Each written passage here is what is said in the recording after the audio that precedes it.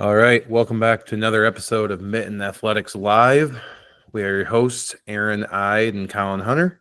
As always, brought to you by Mitten Athletic Supply. We are your one-stop shop for all of your Gill athletics needs, Gill athletic track equipment, anything that you need. If there's something that we don't have and you're interested in, whatever, please reach out.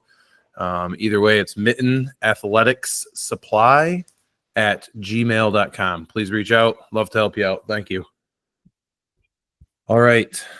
Today we are going to be covering what has happened in the first couple weeks of the season now that we're into it, and we've had I'd say a handful of meets. I mean, unfortunately, some of them have been the indoor-outdoor meets or outdoor-indoor meets, or however you want to look at those. But we'll cover that in our second. I might cover that in our second segment of the day, but anyway. Yeah. So we're going to do a quick rundown of what's out there, any big marks, anything else that we would like to just kind of put a little, note on, pay attention to, people to pay attention to. So we are, at least, I don't know, I'm not sure what Colin pulled up, but looking at the athletic.net, I just looked at Michigan's result right now, compiled, not all divisions included. We can look through divisions if we want to, but right now I just got top 10s for D1 through 4, and that's going to tell us what we need to know anyway. Yep. Maybe we'll do a quick perusal through divisions, but we'll see how long this takes. Yeah. All right. Start with the guys. We'll just work our way down. 100 meter, anything really stand out to you? Got a so there's a few marks. Let's just real quick, let's set it up with what we have had so far. There's been indoor meets at Grand Valley. Yep. At Saginaw Valley. Yep. At Aquinas and at Lab. I don't think there have been any other indoors. Okay. We've had a few. So we went to an invite at West Ottawa, the Frostbite invite. Yep. Just looking through here real quick and seeing if there's any other actual invites or not. I don't think there have been. A lot of duels. There's been some actual duel. Oh, Wayland had their invite this past weekend. So and the early bird invite. I think that's the only other. Let's see. Really? There's a Catholic schools invite and the East Side. Early bird invite. Onstead was there. I'm assuming it's East Side too. Yep. Huron relays. So that's got to be the East Side. And there have been some actual duels. Oh, Central Michigan had one. Central Michigan High School invite. And then some duels. The biggest ones, it looks like, were Gull Lake at Portage Central. Rockford. I-8 Marshall at Penfield. Rockford and Hudsonville. Three Rivers Sturgis. Forest Hills Eastern and Forest Hills Northern. Yep. Caledonia and Lowell had a friendly. We used to do one with Caledonia, but we're in the same conference now, so that's basically off. Yep. Those are the biggest ones that I'm seeing. So, yeah, and if we're missing one, we apologize. We're trying to run through this, but if we're missing one, honestly, I mean, we can't. We're gonna try to hit every week's action as well as we can. Yep. We're gonna hit the biggest marks we see, the things that are most impactful. Yep. So yeah. All right. 100. Yeah. So the top mark is one that I saw happen in person. Charlie Sanders went 11.15 at West Ottawa. Connor, our guy, he's a sophomore. His block slipped pretty dramatically. Charlie's or Connor? What's that? No, Connor's did. Connor's. He stumbled pretty hard, almost fell flat in his face. Still managed to pull off an 11.34. I think Connor could have pushed that to an 11.1 something.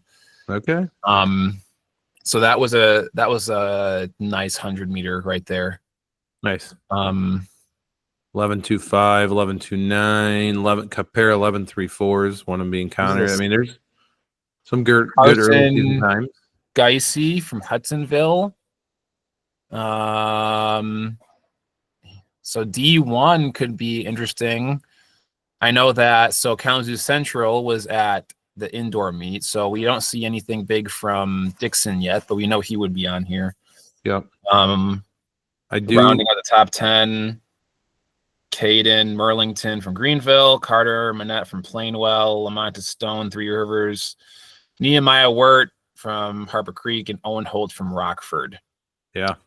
Rockford on the girls' side, when we get to it, their girls are all over the top 10.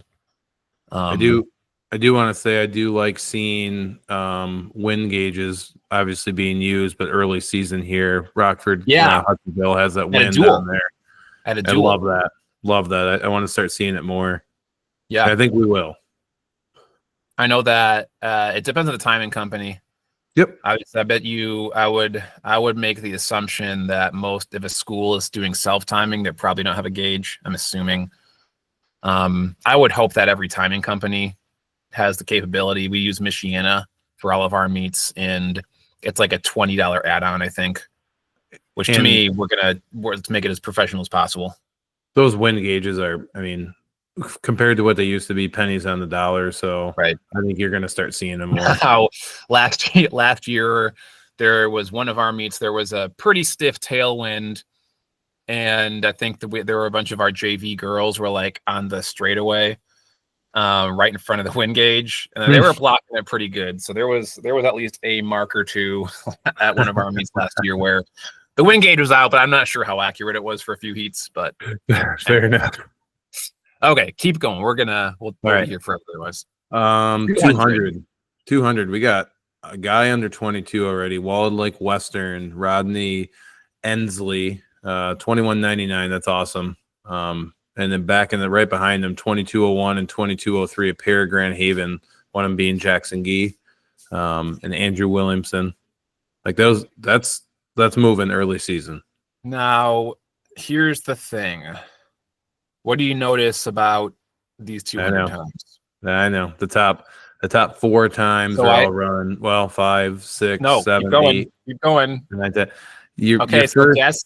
I clicked on more. Guess what result I got to get to before we get outside. Well, is a Catholic school invite indoor? No. Then they have one at 15, 22.81. 15. It's a 22.81. Grant Roberts from Powers Catholic, and then the next one that isn't indoors is our guy Cooper Mitchell at 22.97. Two ways to look at it. Again, we can get to this later, but tighter track, so you're running the tighter curve, but at the same time, no wind. It's also no wind, nothing, perfect conditions, right? So, all right. Well, top 10, 20. Let's see, 10 runs us out to 22.61. Again, Owen Holt from Rockford, Kalamazoo Central, Maurice Streeter, in the 22.52. And then Sanders again, who ran the week before indoors, 22.38. Yep. So good times there. Yep. I believe he won the 200 at our meet too. I think he did. 400. 400. Same general idea, but I want to throw one in there. So let's just start. 49.32 moving, but that indoor, 49.70 indoor, and 49.79. So that's David McCullen, Caleb Walker, and Caleb Ross all running 49.8 or less. And then you get to the first outdoor time, which was awesome to see. But Brody Leyendecker, one of our guys, running a 49.87. Opening sub 50 outdoors in March. Pretty happy with that. Yep. And then you go a handful more indoor, and then 9th is your next outdoor time. Again, Xavier McCollum coming from us. A lot of indoor times on here, which again is to be expected. I mean, running 49, running sub 51 right now outdoor. I mean, it's moving. It's good. Weather's not warm yet. People aren't in stride. People aren't in shape. It's just there's a lot to it. And I don't buy peaking too early either. Now we just got to stay healthy and keep it rolling. Yeah. I don't buy it. All right. All right. Now We just got to keep it rolling, baby. keep it rolling. Okay. All right. 800. We got two guys running sub 2 minutes already. One of Sam being Baker, indoor. Samuel Baker, 157. sophomore, indoors, sub 2, pretty good. And then outdoors going to 159.64. We got a junior. Merrick Bukowicz. Yep. This kid is crazy. I don't know if I mentioned this, if we talked about him before or not, but he ran a 50 miler out west a few weeks ago. This kid is nuts. He looked really good. It was that's awesome. Yeah. He looked really good in this race. Very cool. And then 200, 200, 200, 200, 200. 201, 201, 201, 201. 201. I mean, really, you're all the way down to 14 before you get to a 202. Man, that's some good early season times right there across the board. Well, these are all I think we're gonna see. Let's see. It depends on. So we got EK and Grand Haven tomorrow. You're gonna see some more sub twos there, and then I would say once we get back from spring break, you're gonna see the next two lists are gonna change a lot. Agreed. Mile 1600. See, the top mark is 418. August Road from Reed City. And then the 10th mark right now is 427. And again, I think that mark is going to drop if we update this list in 2 weeks. We're gonna see as people start getting more comfortable. Races start getting tighter. I think you're gonna see these numbers keep dropping. Merrick is on this list too, number 6 out of 426. That's the second. Okay, that's the second outdoor time. So the first outdoor time, Jack Bidwell, 419 out of Marshall. 3200. We got a bunch of. So the Saginaw Valley meet was pretty quick. For being early season and running a 2 mile indoors. 929, 934, 948, 949. Jack McGregor's got a howl. He's a sophomore. He's got the top spot right now. First outdoor time, Noah Shoot or Scott, however you pronounce that. I've heard it both ways. Rockford, 949. In 3,200 times early season, I mean, you'll see kids that can run really fast, probably not run really fast because usually you're just trying to score points. Yep. So it's you might have a kid who can run 9:15, go out and jog quote unquote at 9:45. Right. Yep. Marshall Hoon from Lowell, kid's a sophomore. He's at 9:53. I'm excited. I met him at the Irish Jig 5K last week. He's a good kid. Excited to see what he does. It's awesome. Hurdles, take the lead here. Hurdles. All right. We got it's an outdoor time, 15:26 from BC Harper Creek DJ Wood. Actually, I mean, I don't know, but I'm assuming a lot of these are outdoor. 15:31 and 15:54. If it's 100, if it's 110 hurdles, they're all outside. Oh, well, that would make sense. Yeah. There we go. That would make sense. Going down to 10, 16:33.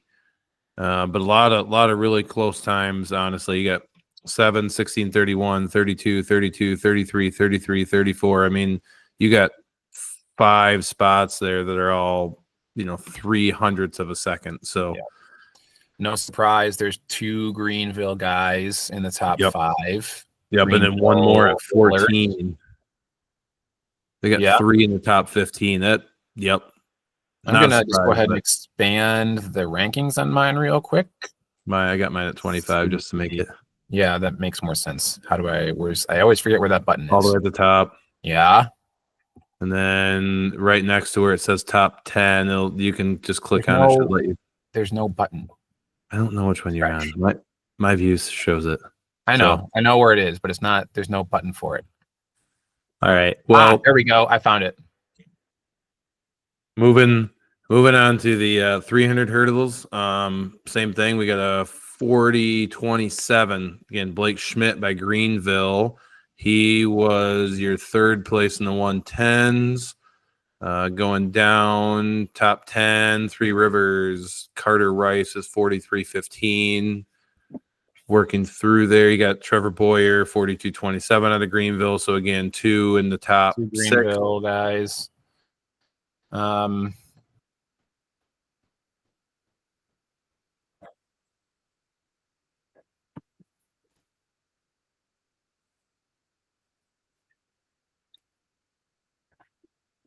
don't know if I froze or if he froze.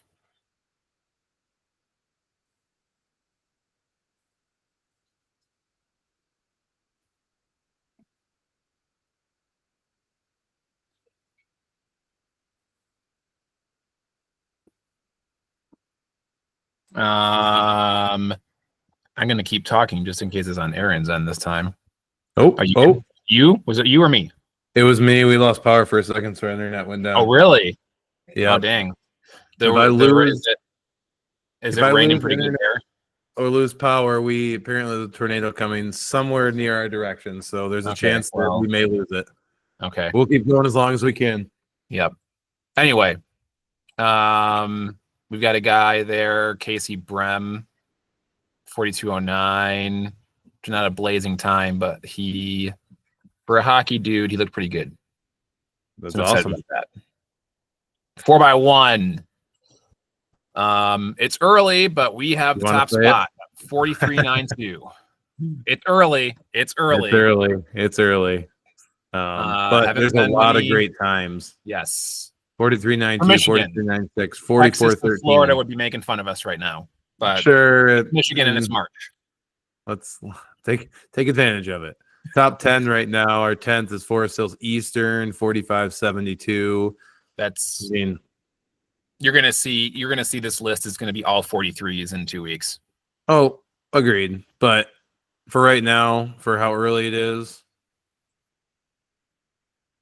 Barnes Center, Rockford, Hudsonville, Wayland, Lowell, Greenville, Belding, Three Rivers, Forest Hills Northern, Forest Hills Eastern. And then we're probably going to go to the 4x2, which is going to look really similar. Yep. 4x2. We're there too. 13106. Byron Center's at the top. Hudsonville, Jackson, EK, Rockford, Plainwell, Wayland, Lowell, Saline, Holland, 13476. Yes. But again, that one, you're going to see this list is going to go. I mean, I bet you in 2 weeks, you're going to have a 129 at the top, and you're going to have the top 10 is going to require 130 point something. Yep.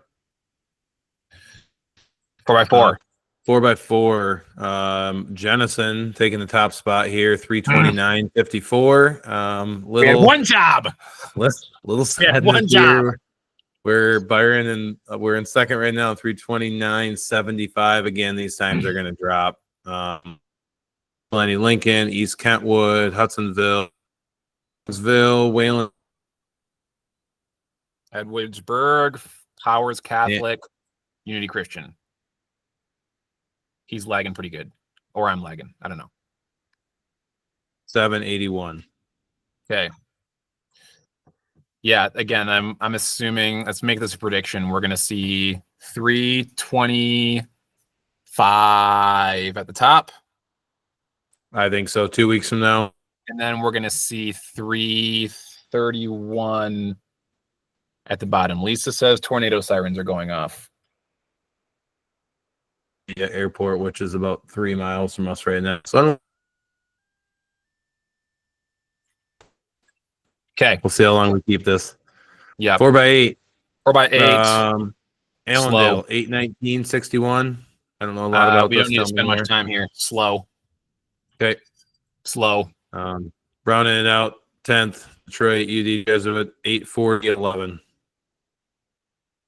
Yep. Slow. Here's what's gonna get fun. Some good marks here. Maxwell Stoker, 60'8" from Midland. Mason Maine with an opening at 59.10. Again, great marks. Zach Cowper, 58.7. Liam Takase, Takis, 53.7. Alex Robbins, 53.4. Tegan Simmons, 53.3.5. Go all the way down to 10th. Cedar Springs, Hudson Pant, 51.6.5. Good marks right there for early season. Did Stoker throw inside? I think he did, but I don't think he was throwing. I mean, he wasn't throwing that. So, which maybe I'm wrong. I can't remember. I'd have to go back and look. But How much? What is the diff? Would you say that? So that was an indoor mark that we got here. How much difference does a portable shot circle make to you? Not really. Personal opinion. Outdoor circle's better. So right. I'm more. That's my assumption. It's grip here, but it all depends. Some people move slow, and the indoor shot circle allows them to move faster without doing the work. Some people don't like it because they slip out of the back. It's all personal preference, but Okay. discus. These are all going to be outdoor. Mason Maine leading it off, 162.5. 157. Aaron Hunt from Huttonville, 155.10. Adam Huff from Wayland. Liam Moore, 153.1. And then Logan Insing throwing for us, 151.10. Alex Lutgring from BC Penfield throwing 150.2. And then Nolan with us throwing 149.4. Going down 10th place, 136.9. You give it 2 weeks, you're not going to see your low on this is going to be 150 plus. Yeah. Your top 10 is going to be 150 to 155. You think there's any? It's probably. I mean, it's probably hard to tell. Any major names you see that haven't opened yet? Any of the Walled Lake Central guys haven't opened, so that'll be big. That's true. That's true. I don't see any EK names on here, so not saying that they open didn't open, we'll see them tomorrow. So EK names aren't on here. Zealand East hasn't opened. Either of the Zealands haven't opened. So we're gonna see some shuffling. There's quite a few. There's gonna shuffle a lot. High jump. 6'10". That's pretty good. Let me tell you what. That's Aiden Mendoza, 6'10" out of Whitehall. His teammate going 6'4". Camden Thompson. That's an awesome. And then you get a bunch of 6'4", 6'3". Those guys are not gonna. You're gonna that team's gonna be scoring 18 points. Yep. 18 points a meet for the foreseeable future. Well, or let's see, 8 points a meet, depending on the meet. But you're not going to beat a 6'10" and a 6'4" combo very often. It'll be fun to watch to see if we see a over 7 foot in 2 weeks. It's possible. Yeah. How about a relay meet with those two? 12, 13'2". Oh. Okay. 10th mark is 6'3". 25th mark is 6'1".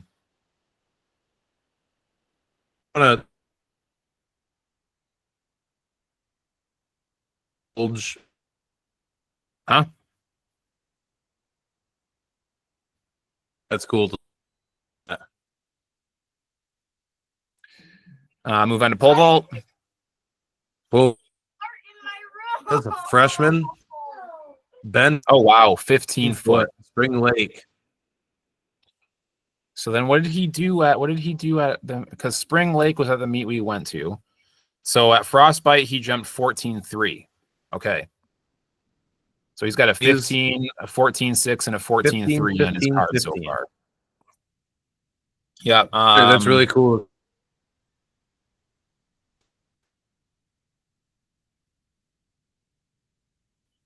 Week's 10th. 14.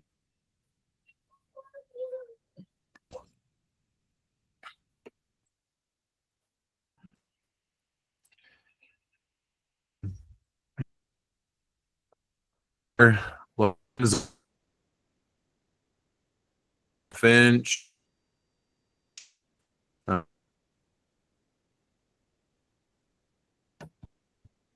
Novi for Jordan. 21-3 out of Traverse City Central.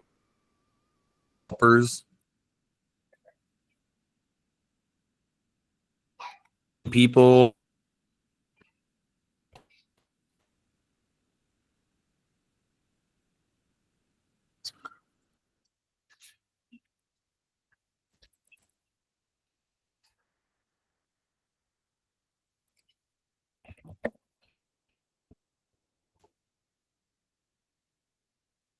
On again.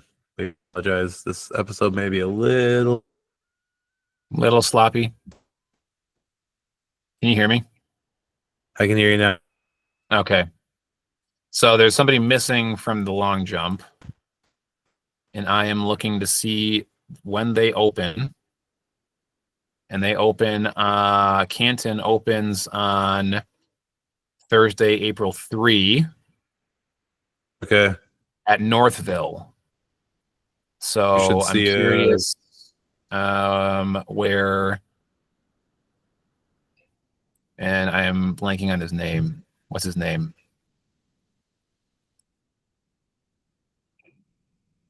Looking through the roster. I am blanking on his name. So looking through the roster right now. What's his name?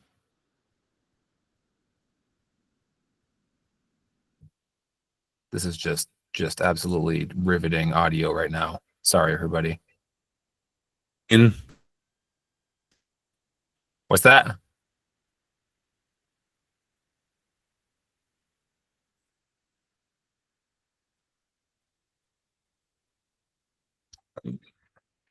I'm looking at the roster and I feel like, oh, Quincy Isaac. Duh, Quincy Isaac. So Quincy Isaac opens on April 3. So wondering where he's going to slot in this long jump top 10, but it's got to be somewhere. Seems like Aaron is the one cutting out the most. So I'm going to switch over to girls.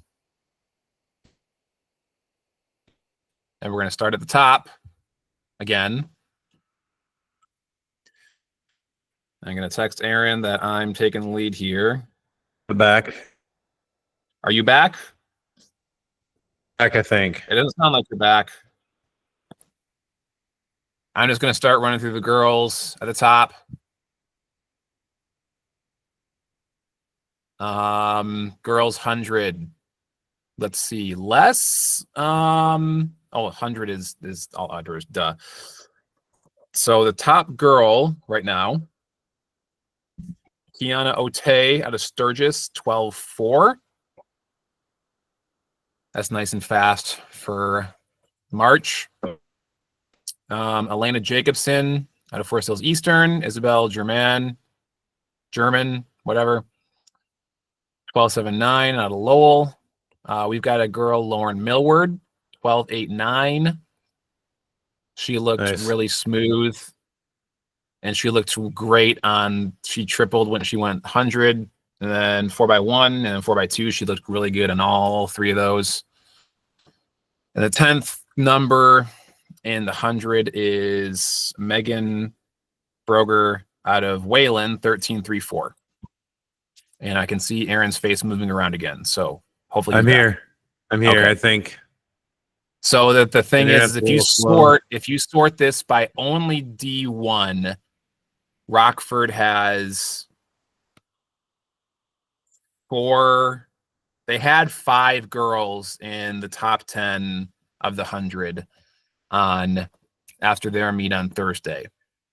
So an embarrassment of riches in the sprints for the Rockford girls. And look at it. 2 freshmen, 2 sophomores, and a junior. Yeah. I was texting Tyler Germain about it, and he's like, well, Sean, their coach, is a really handsome guy, so he's probably got those girls eating out of the palm of his hand. So shout out Tyler, shout out Sean. 200, kind of the same story, except there's 1, 2, 3. Oh, there's 3 marks outdoors in the 200. But the top one is Aubrey Wilson out of Dearborn, Divine Child, 24.59. That's fast. Yep. Another sub 25, Willow Mason. Both these marks are from Saginaw Valley. Oh man, Saginaw Heritage. Look at that. They've got a 25.01 and a 24.95. I was just looking at that. That's looking forward to seeing a heck of a 4x2 relay. Yeah. Well, hopefully it is. I don't know what division they are. So, I mean, you might have a 25 and a 25 and a 28 and a 28, but we'll see. 10th mark is 26.62 out of West Catholic, Grand Rapids. Kalamazoo Central is a girl here too, Kennedy Patterson, 26.24. So they're gonna be strong on the girls' side there as well. 400. 54.33. Pretty good. Woo! Saginaw Swan Valley, Sydney Kuhn. And then the next one is 58, 58. Man, so think of that race. Same race. Saginaw Valley, 54, 57, 57, 58. But just think of seeing somebody run a 54.3, and then you count 1 1,000, 2 1,000, 3 1,000 before the next 2 runners come in. Yeah. And 57 is not slow. No, it's not. Rounding out the top 10 there, Reese Smith, TC West, 59.75. Also the last one under a minute. So yeah, top 10 is all under a minute. Yes. And then there's a lot. The 25th time is 101.47. So right. 800. Oh boy. Oh wow. Annie Alkema, Kalamazoo Central, 214. 214, 218, 218. And then 21s, 22s. 10th time is 222. Yep. These are all indoors. Yeah, your first outdoor one, you're going to Ava Peters. Is it 224.49? 25 here on relays. Yeah. 224 is fast. Yeah. 214 is really fast. And when was New Balance? When was New Balance indoors? That was the first week of practice, wasn't it? That was the first week. It was March. I feel like there was a girl who runs 8. 13. Okay, 1600. We got Valerie Beek at 454. We got 2 sub 5s. Valerie Beek at 454. Then Adeline Rabb at 459. Grand Haven and Zeeland East. That was at Grand Valley. Zeeland East with also the 4th spot, Emma Durneck at 502. Yep. So their Zeeland East girls distance is still doing Zeeland East girls distance things. Hudsonville's got 2 girls in the top 10. Chloe Perwin and Cassie Karasinski. Chloe's at 517. So 5:17:30 is what it takes to 5:17:30 to round out the top 10. Yeah. 25th is 5:27.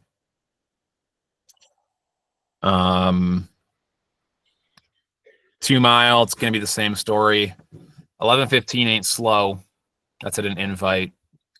But especially once we get into dual meet season, it's going to be just a lot about running fast enough to win and no faster. Right. Top 10, the 10th mark is 12:00, which is fast, but it's not stellar.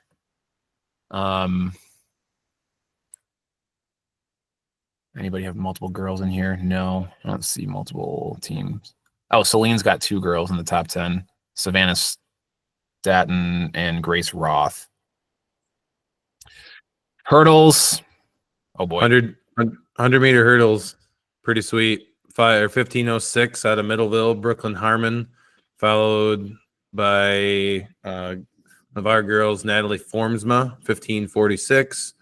Middleville's got 3 in the top 10. That's what I said, oh boy, for. They've got a 1686, 1672, and a 1506. Yeah. Freshman, junior, senior. That's a lot. Yep. It's going to score a lot of Again, points.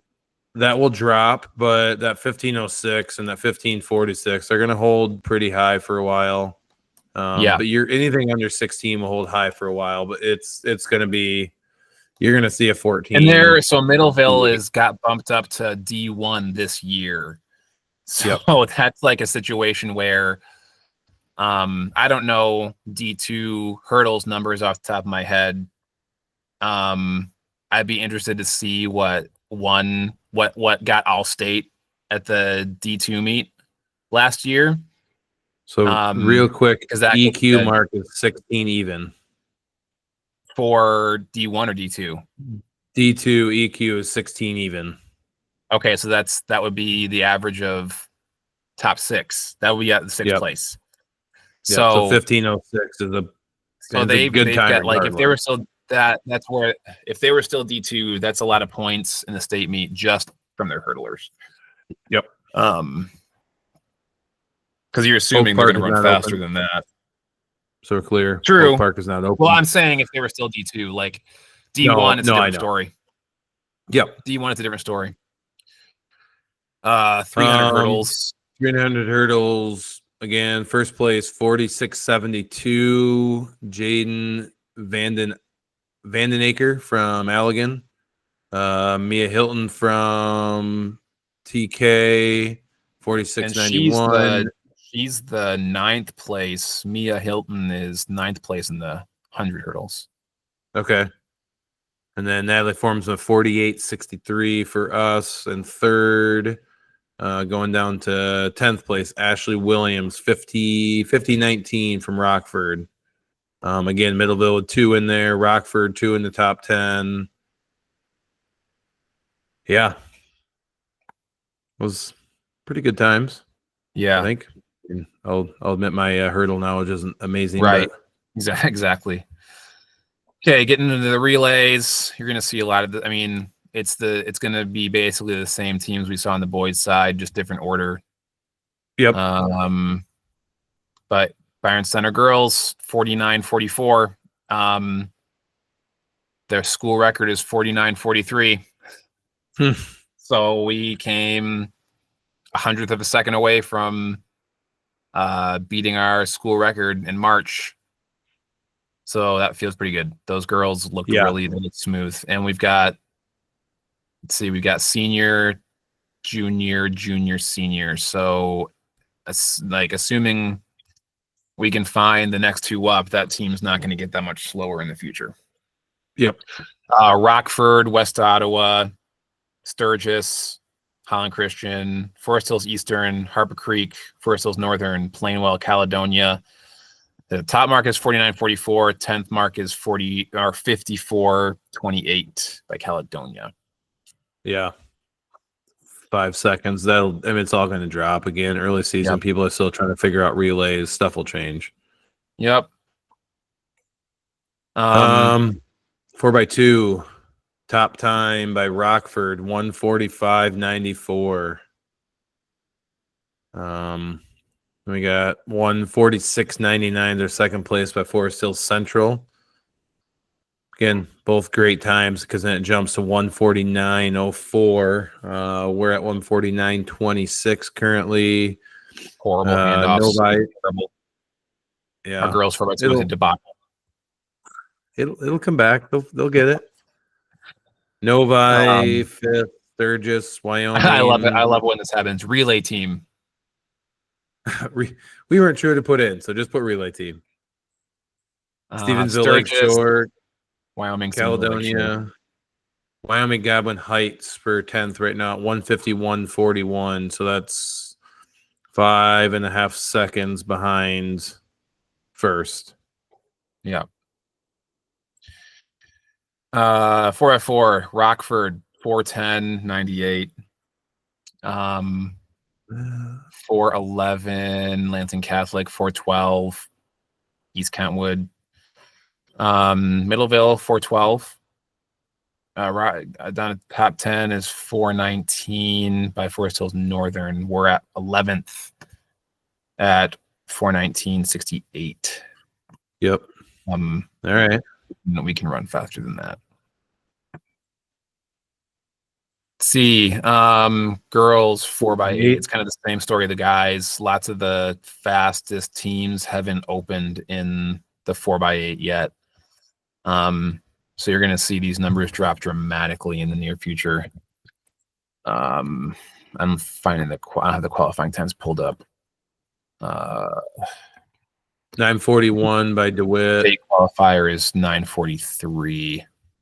Okay, so 2 under. DeWitt and Celine are both under. Well, that's not the EQ. That's the normal. That's the regional. Right, but you assume they run it there, but probably without a lot of people pushing it. Yeah, you're not going to see these times will drop pretty dramatically soon. But then you go 52 as third place. That's 11 seconds or 10.5. And then you drop down to 10th place and it's 10:11. I mean, you're talking 30 seconds. Right. So, but again, they're the indoor, only a few of the indoor meets had a 4x8. Just not a lot of teams have opened there. Okay. Shot put. This will come to a surprise to a lot of people, but Addison Stiverson is first at 51.8 indoor meet. But this is the week after she won the shot put showcase at New Balance or Nike, whichever one does. I think it's Nike. I'll get that wrong and I stand corrected. But anyway, she's 51. It's hers. It's hers to. I mean, essentially at this point, unless she fouls out, it's hers by a long shot. Leah Stopker from Jennison, we get to see her this year. That'll be fun to watch. 43.3. So the two D1 teams, Schoolcraft and not D1, Jennison, Midland, Rockford. So the top three D1 marks so far: 43, 39, and 39. Again, you haven't seen. This is where boys girls gets a little weird. The Wild Lake teams as good in the girls throws? Not historically, or at least not in the last couple of years. I'm gonna put it that way. Zealand. I mean, they've got a girl here at 9. Yep. So who's going to push Leah at D1? That's my question. I mean, you wait. Rockford is. I think you still see some more come out of there. East Kentwood doesn't have anything here yet. It hasn't opened. They've usually got a few girls. You'll see it push. I think 43 is going to be hard to beat. It always is. You start getting mid 40s, it's hard to have multiple people mid 40s. So it's going to be hard to see that. But at the same time, I think there's a chance. Discus. That one is 35.3. So disc. Olivia Hosford, 123.2 from Rockford. Great early season mark. Great mark in general, but great early season mark. 118 out of Sturgis for Alina Kelly. And then the other one above 110 would be Jaden Erdati from Plainwell, 113. When you go down, 10th place currently is 93'11". So that's great marks. Top 5 are all above 100 right now. I mean, great early season marks. High jump. Looks like there isn't anybody on the girls' side that has that crazy 1-2 punch. But Rockford's got a girl at 5'8". Yep. Senior, Greta Caprath. So 5'8", 5'4", and then a bunch of 5'2s to round out the top 10. Yeah. Then it goes, let's see, 25th mark is 5-0. You're going to see a lot of girls right around that number. You're gonna see a 5-2 lot. is the qualifying mark for girls, I believe. D1. Yeah, so that's like the 5-2. 5-4 is 5-2. EQ. Yeah. Pole vault, 12-6. Good. 12-3. 12-3, 12-0, 12-6 by Raiden Kip Kip Miller. Miller out of Dexter. 12-3 out of Grand Haven, Izzy Robbins. And Dexter's got 2 girls in the top 10. Debbie McCoy, 11 feet. Again, that's a good relay, and that's going to score a lot of points for you throughout the year. And then Isabel German, who is just an athlete. 12-0 from Lowell. We talked about her in the hurdles already, didn't we? Yes. So no, we did not. Her sister hurdled. I believe she had a sister who hurdled. Where did we see Isabella already? 200. 2589 and 1279. And then the 100 at 12. Who is vaulting first this year? Girls are vaulting first. So 100-meter pole vault combo is going to be not the easiest thing this year. She'll be fine. She's going to pass all the early heights in pole vault anyway, and takes forever. So she'll run her 100 and come back to pole vault. Yeah. And then rounding out top 10, 9-6. You'll see the 10-3 and 6 here in a few weeks. Yep. And then long jump. 1805. Fiona Kane out of Dearborn, Edsel Ford. 1710, not too far behind. Audrey Wilson out of Dearborn Divine Child. And then, really, you got 2 girls, 3 and 4 at 16.9 and a quarter, Benton Harbor and Stevensville Lakeshore. A lot of good marks. Going down 10th place right now, 17.5 inch. Muskegon Reese Puffer. Raquel Walker, we'll have to go against them this year. Yep. Okay. So that's the quick run through the list. Sorry again about the thunderstorms and the internet business. Thank you for sticking with us through that. Yes. What anything generally stick out to you through all this process? Besides the indoor outdoor business? That's what I would have said. A lot of good marks early season. But then, at the very top. I would say even the few outdoor meets we've had, like there's some good stuff here already. I think we're seeing early 2-mile business aside, early 4x8 business aside, like there's some good stuff outdoors. We're seeing a lot of good early season, first 2 weeks, cold weather. Yeah.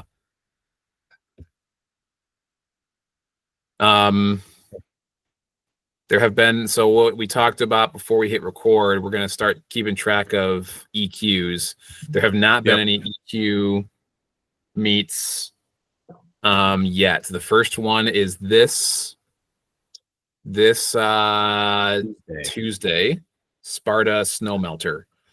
Tuesday, and then I'm going to open that up real quick and see who's going to that, because that's going to probably dictate a lot of this. Belding, Homeschool Peregrines, Grand River Prep, Highland Calvary, Kent City, and Sparta. So small schools.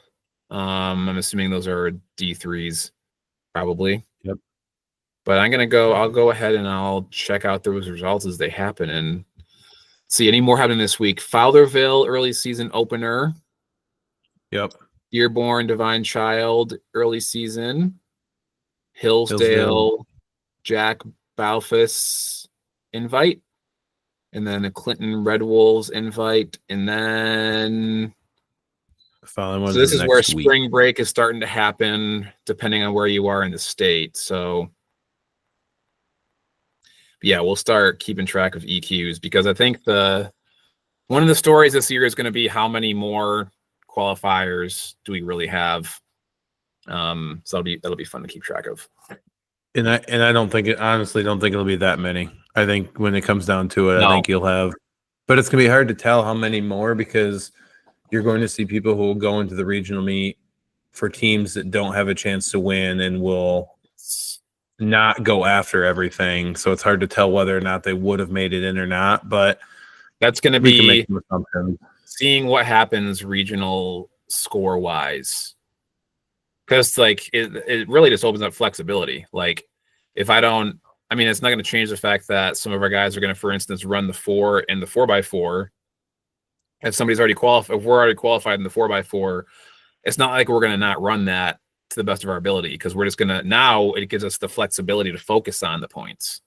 Yeah, but now you might not see somebody trying to triple just to get in, or do only 2 of the 3 when you're talking about the 800, 1600, Right. 32, where people will start trying to figure that out, and they might focus more on the 4x8, hoping they can get the 4x8 in.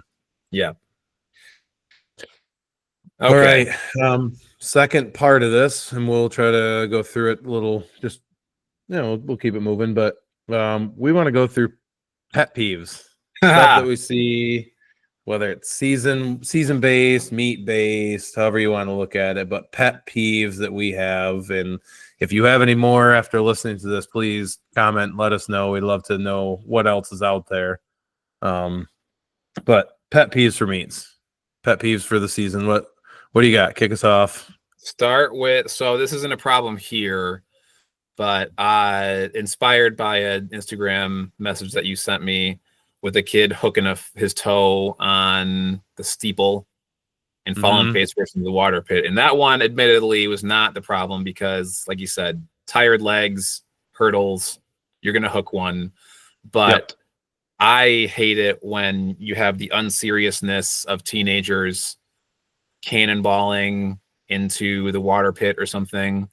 So just any I got really tired last year of the anything but a baton 4x4, 4x1 or whatever it was. Like, sure. I don't know if I'm just grumpy, but the unseriousness just bugs me. Like, you don't see football teams doing stupid stuff. You don't see basketball teams doing stupid stuff. Like, let's be serious. If you're gonna, kids that like, okay, I'm gonna go down 4 hot dogs and then run the 400. A JV kid who's running like 105. Like, we had a situation with one of those dudes last year, and somebody told me beforehand, and I was like, if you barf on my track, you can walk home right now. Unseriousness is my first one. All right. All right. I'm going to take one. I'm going to say when warm-ups are either way too long or way too short. Yes. When you get somebody running an event that comes in and says, hey, it's open warm-ups, and they just let them keep warming so you're up. saying And specifically in the throws area? No, it could be for whatever. I don't care if it's long jump. I don't care if it's pole vault. Warm-ups being way too long. But yes, specifically for actually at the field an events. event. The field events, warming up for the event itself. Correct. Where all of a sudden you'll see somebody that'll come in and they're like, okay, we're going to give open warm-ups. We're going to try to be done in 15 minutes. Next thing you know, it's like 25 minutes later, there's still one kid out there on his 43rd warm-up throw. And you're like, this should have started 10 minutes ago. Or the other way, where they feel like the meet's taking too long and all of a sudden they're giving the, best flight of throwers, or jumpers, whatever, but you get 5 minutes of warm up, everyone gets in a circle one time, good luck, hopefully you're ready. Well, that's not good either. So find the middle ground and just keep it there. Just do it the right way. Yep. Just do it the right way. Is there protocol for how many throws or how long it's supposed to be? I don't know if there's an actual protocol. I've always felt like 15 minutes or 3 times for disc, shot, you're probably 4 throws. But I mean, like you have a state meet and you're getting 3 times in, 3 throws. That's it. Maybe 4 depending on, but that's all you're going to get, which for most kids at that level should be good. But I think if you go 15 minutes, if kids are paying attention, that's plenty of time. Tagging on to that, I think it's related. When people who are running an event don't follow protocol when it comes to kids checking in or checking out.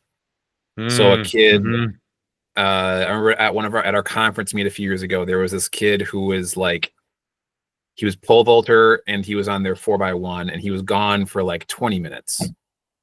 And then finally makes his way back, and they didn't push him to get his jumps in within a reasonable amount, like within, and that's where there is a protocol. I forget what the time is, but there is a, like you get, 5 once minutes, you're this, you get this much time to recover and go jump. And,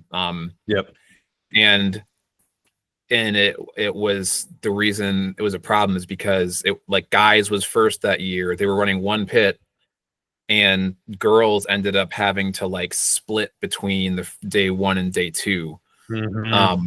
And it, like, literally, I think this kid getting his jumps in could have prevented that problem. Yep. It was ridiculous. Okay, my second official one, what was it? I thought of it and then it was gone. Related to that, same related. Coaches who say that pole vault is the most dangerous and we shouldn't do it. Well, I mean, and then somebody will come at us with statistics and stuff. And the fact of the matter is if you believe that you can't run it safely, then don't do it at your school. Then don't run it. If you don't have a pole vault coach, don't do it. Now, I'm not gonna let pole vault kids go practice pole vault alone at the pits and do it without a coach. We're blessed to have a full-time pole vault coach and a few volunteers, and so I can trust that they're getting stuff done.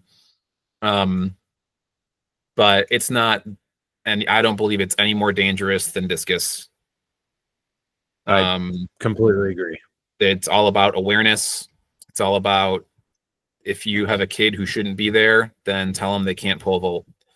If you don't have the equipment, if you don't have the coaching, I'm being interrupted. I'm sorry. Okay, well, I'll be there as soon as I can. You want to say hi? I'm probably getting the same thing you are. Okay, well, we're almost done. You can just start. Compelling audio right now, dear. I didn't ask you to address me. I was going to be off the screen. Well, now you're here. Hey, Lisa. Anyway. Hi. Anyway. So yeah, it's not the most, it might be the most dangerous, but that doesn't mean it is dangerous to the point of we need to take it out of Michigan. That'd be ridiculous. Yep. If anyone's argument is that pole I've vault seen is too multiple dangerous, people say that in the past month. this is going to be unpopular, but if anyone thinks that pole vault's too dangerous and needs to be taken out, but they're okay with football being played, right, they should probably look inward and just determine why they don't think pole vault's safe. Right.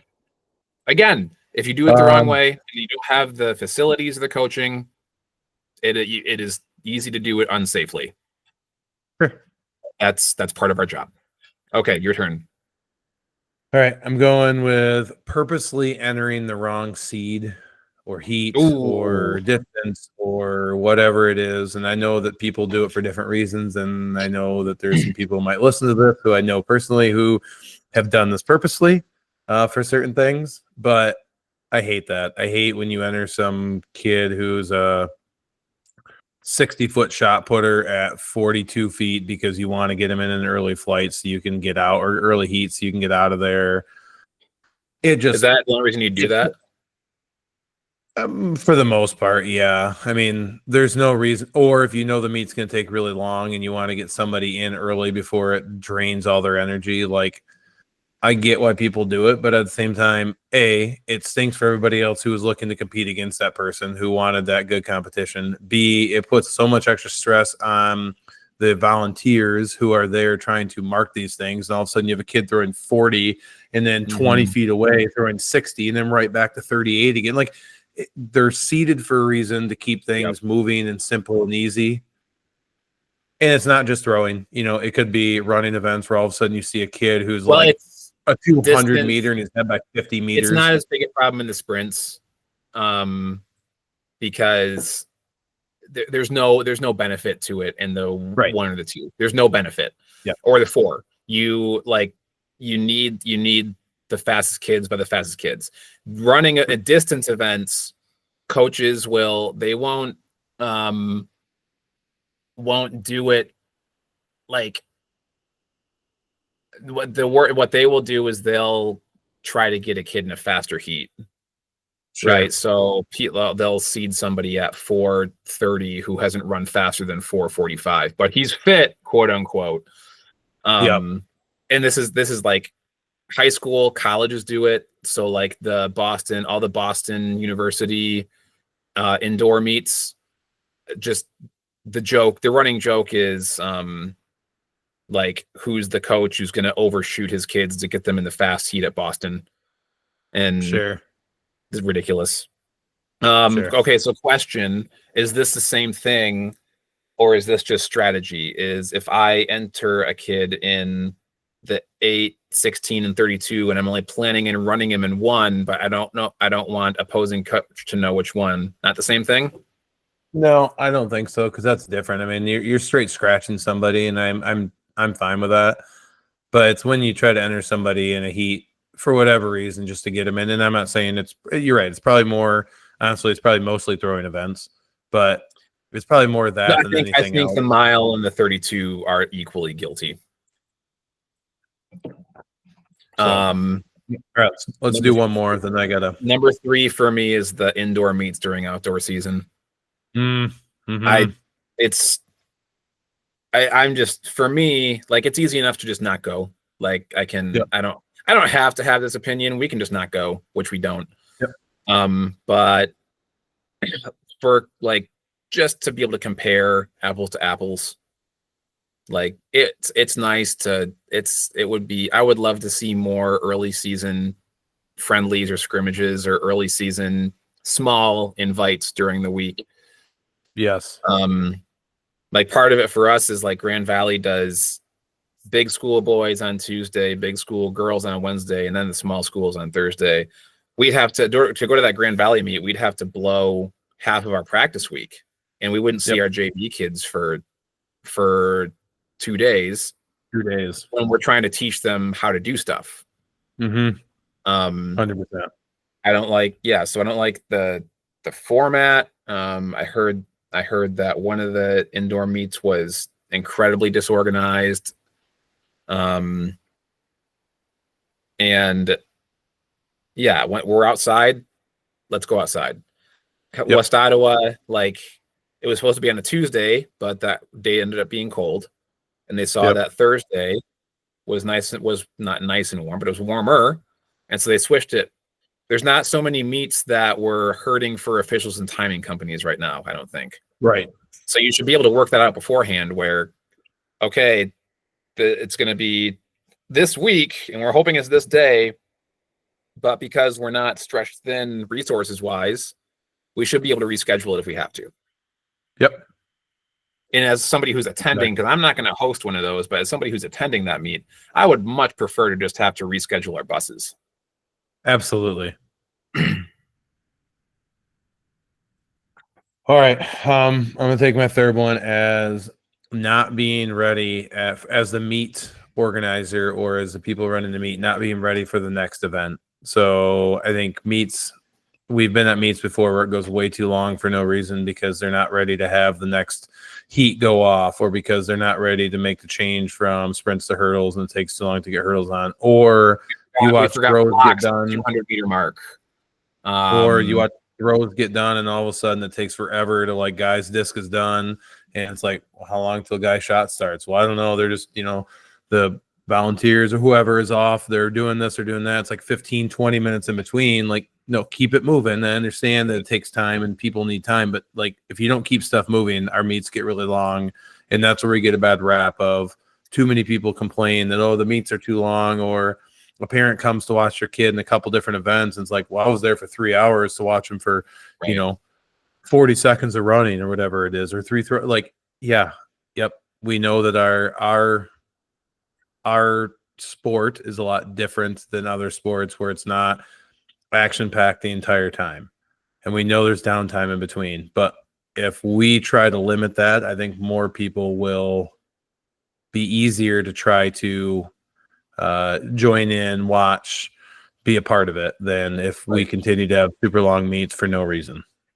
And the fact of the matter is if you're going to host a meet, if you're going to commit to that, then you better be a good enough program that you can get your volunteers, right? Yes, Yep. it's a part of my job. It's not my favorite part of my job, but it's a part of my job and it matters. And I don't want to be the coach that's like, hey, coaches, come help us out run this meet. No, that's your job. If you're gonna host this invite, then you better have a good enough program that people care enough that they're investing their time in that way. Absolutely. I don't want to go to a meet where we have to take our coaching time and apply it to running the meet instead. I'm not interested in that. We've been to those and we stopped going to them. Yep. And it's unfortunate, but if you're gonna take the time to host it, then you have to take the time to find the people. And there's incentives, there's ways to do it. Give them a free meal, give them a free t-shirt, make it worth their while. Figure it out. Yep. Absolutely. So that's probably it, but I have one question for you kind of related. Yes. So there was a big 10K meet out in California. Okay. Professionals and collegiates mix. It wasn't a college meet. Maybe you can't answer this yet. Maybe something to think about. Should NCAA records be allowed to be set outside of NCAA meets?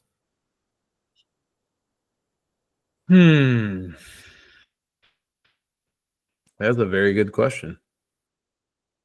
Think about that one. I can't decide. I reacted initially being like, no, they shouldn't, but I don't know. I want to think about that. Yeah, let's bring that back up next week. I'd like to talk about that more. I like that. All right. Let's talk more on that next week. We'll think on it. Okay. Cool. Okay. Awesome. Well, thank you if you've made it all the way through for listening to us babble on again about Michigan track. And we love it and hope you guys too, and just want to kind of bring the simplicity of what's going on and trying to give you a good breakdown. And a little bit of our 2 cents in it as well. Yeah, so next time we'll probably talk about there'll be a few meets before now and the next time, so we'll talk about some more changes, big meets or big marks from the 7 days between now and the next time we record. Probably some EQs in there. Maybe we'll have a guest. So, all right. Sweet. Cool. Well, thank you again for listening. As always, brought to you by Mitten Athletic Supply. Come check us out. We'd love to help you out. We're here really just local business. Want to continue to be here to support track and field in Michigan and the best we can. So thank you again. And Mitten Athletics Live is out. See ya.